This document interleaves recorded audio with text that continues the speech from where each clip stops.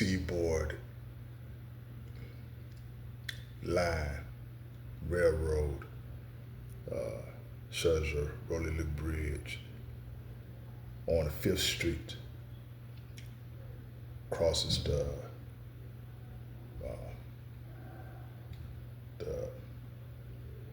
Savannah River in Augusta, Georgia, between South Carolina. Now, it was 6-span bridge over the Savannah River, 4 truss, 1 pointy plate girder, 1 Bascule span, originally Southern Railroad, and is now used by the Norfolk Southern Railroad.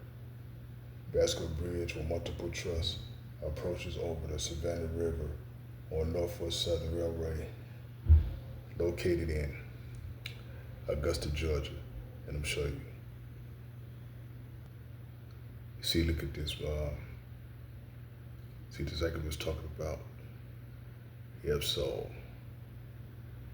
it's in fixed position. It used to raise for waterway traffic, and now it's fixed, closed. Only still in service for railroad traffic for the Norfolk Southern Railroad. Yep, so it's located between South Carolina and Augusta, Georgia.